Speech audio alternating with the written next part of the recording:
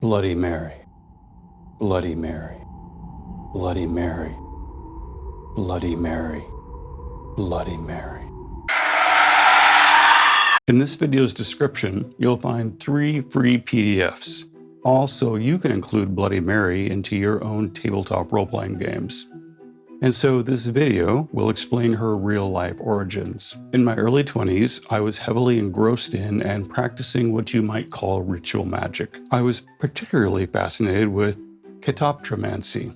Catoptromancy is scrying, or as many online sources will tell you, divination through the use of mirrors. Specifically, I was attempting to use mirrors as portals to peer into other dimensions. No, really, that's where my head was. You can blame it on D&D. In this video, I'm going to discuss one particular summons, the supposed vengeful spirit of Bloody Mary. But first, a little background. This video isn't going to be a history lesson about Queen Mary I of England, the only surviving child of King Henry VIII, and Catherine of Aragon, who became known as Bloody Mary due to the Marian persecutions. She is frequently connected to the ghost story, but despite what many online sources allege, Queen Mary I is not confirmed to be the origin. Researchers aren't exactly sure where the legend comes from, and it wasn't until the 1970s that anyone even attempted to find out. 2 other popular candidates include Countess Elizabeth Bathory, often labeled the Countess of Blood,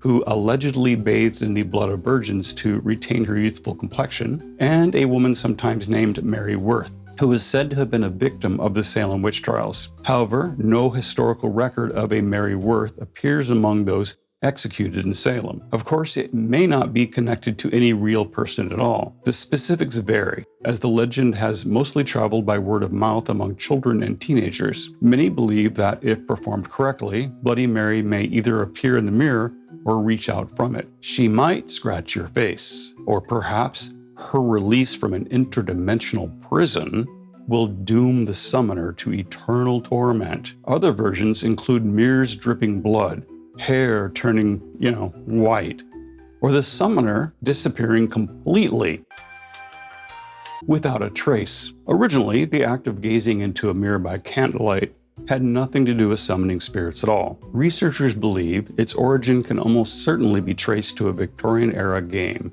in which young women attempted to glimpse the face of their future husband. The ritual involved walking backwards up a staircase with a mirror in one hand and a candle in the other, gazing into the mirror.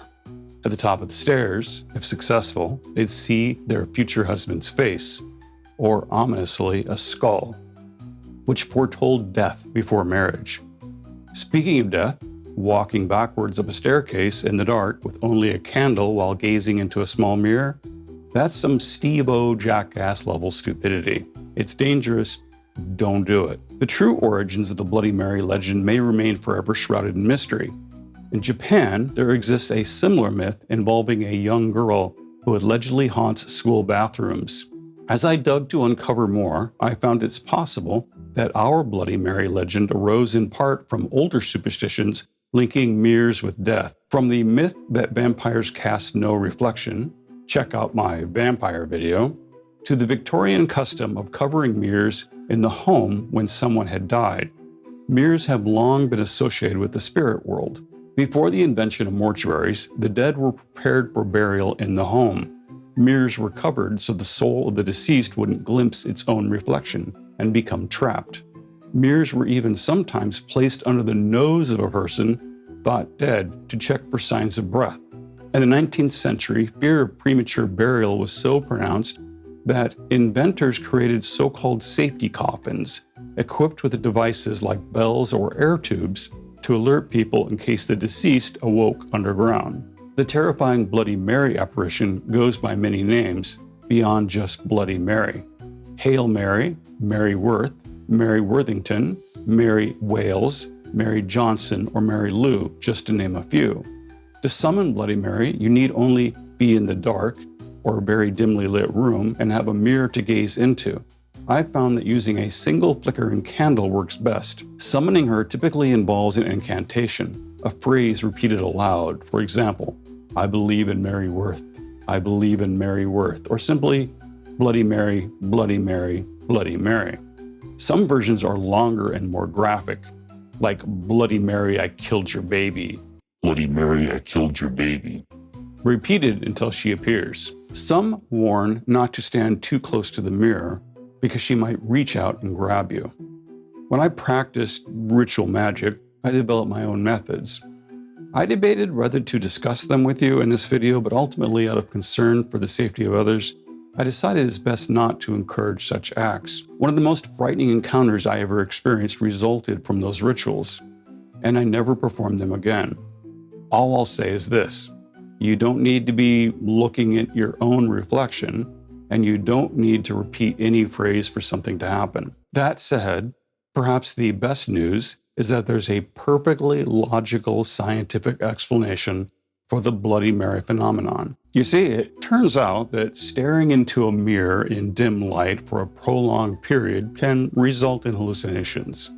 Researchers call this the strange face illusion, where the brain's facial recognition system misfires and creates visual distortions. Another possibility is Troxler's fading, an optical illusion in which unchanging stimuli fade from perception. It may also be a form of mild self-hypnosis. And of course, there's always the chance that you've torn through the fabric of space and time and summoned a malevolent ghost. But frankly, that's the least likely explanation. It's also something I wish I had known when I was younger. That would have saved me a lot of worry. For whatever the exact reason for her appearance, and no one is really 100% certain, you should never attempt anything that might expose you to harm, physical or psychological. Though Bloody Mary is truly just an urban legend and not real, she can be real in our tabletop role-playing games. So check out those free PDFs in this video's description. I'm your host, Atten, here at We Love TTRPGs, and I want to thank you so much for watching. Bloody Mary. Bloody Mary. Bloody Mary. Bloody Mary. Bloody Mary.